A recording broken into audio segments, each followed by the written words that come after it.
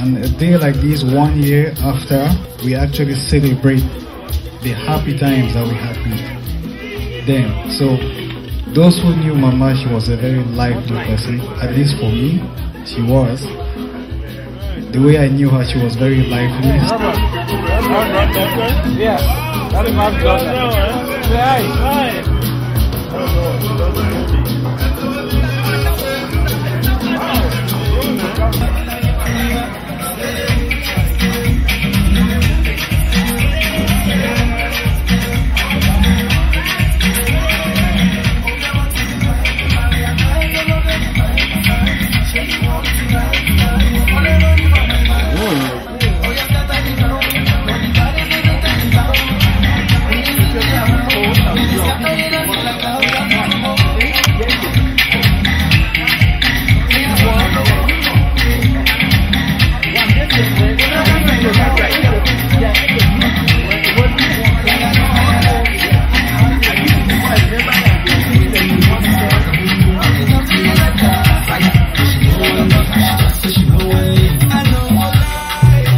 I want to thank you all for coming today to celebrate the life of Marcio with us as DJ Flex already said.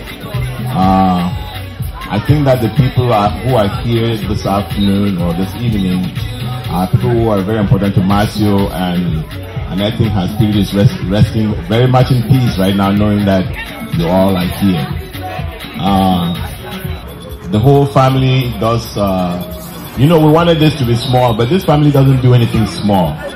So I'm really happy that the ladies joined in, like I told everyone, and they made this the grand occasion. The weather has been very good. So there's a lot of blessings here, and I think that this our community here was blessed by the life of Marcio.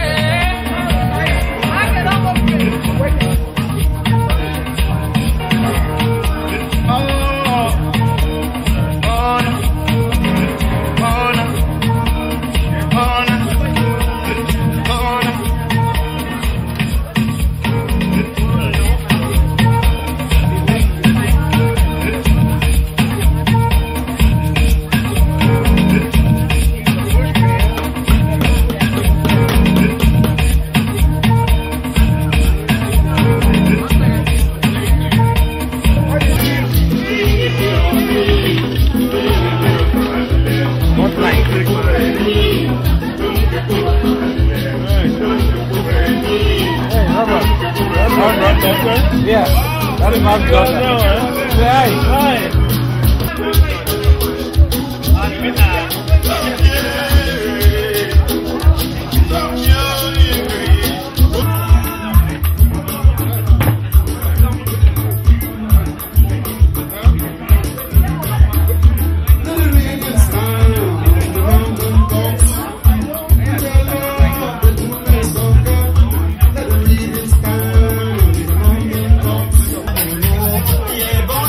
Mambo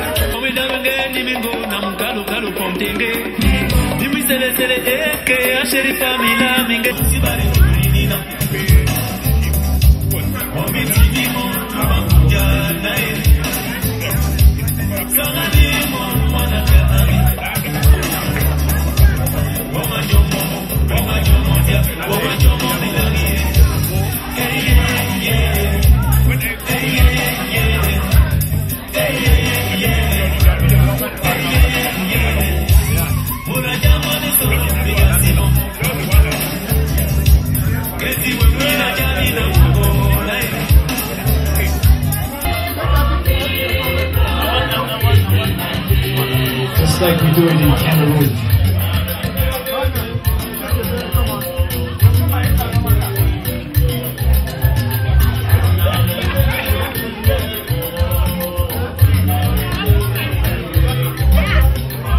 Let me hear you. Yeah, you know, I'd like to remember Marcio for her spirit of community.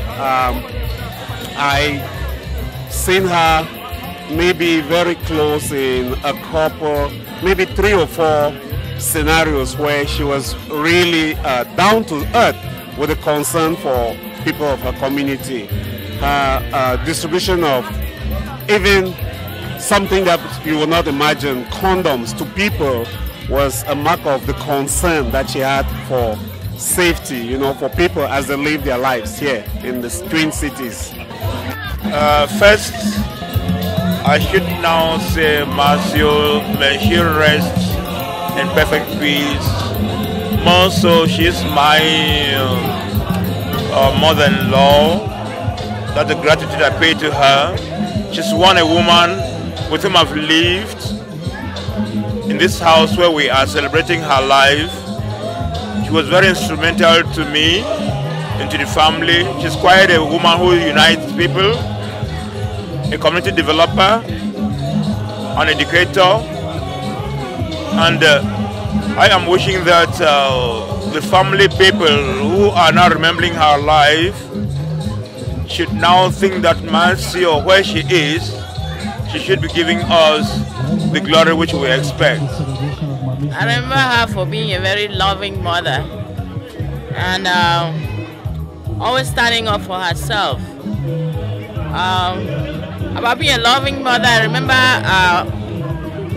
needing somebody to help me do my food cow.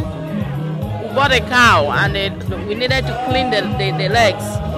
And so when I brought it home, Mama said, "Why are you bothering yourself? I'm here, I can help you." I said, "No, Mama, you can't do that. Let me do it by myself." She said, "No." And she got it, went, cleaned them, and brought them back for me. I was really amazed at how much she could stretch out, you know, to do something for somebody.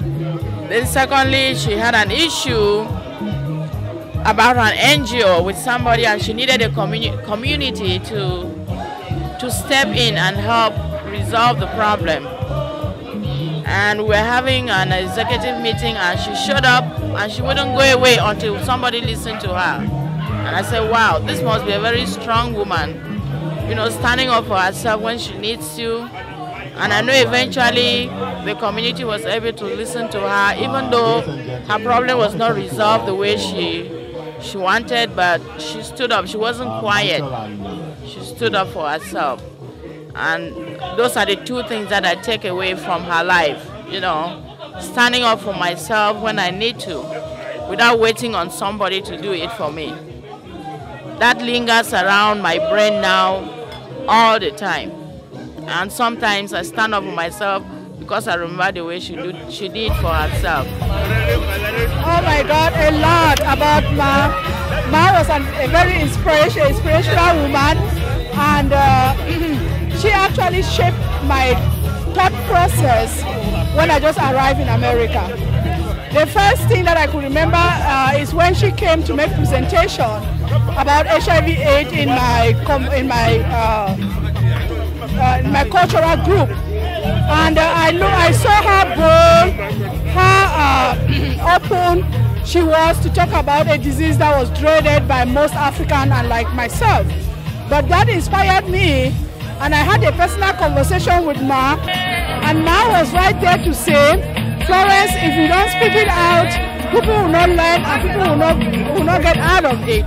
That idea of speaking out, that idea of being for the community, that idea of working for the community, that idea of educating the community, creating awareness, that's all I remember about Ma in big time. Hard-working woman, very caring and always sharing. I got okra from her, egusi from her. She's a nice lady. Mama was a wonderful woman. I was one half very best sons here. There was no day she stayed without calling me to come around her. Well, I wish her the best. And wherever she would be, let her prepare a good place for all of us to come and meet her. I remember that she was a very, very strong woman. I remember once we had an occasion at that hall at University Avenue, and she came in there and she talked to us about HIV/AIDS and how to help people who are living with HIV/AIDS and how they survive. She made it very clear. She was a brave woman.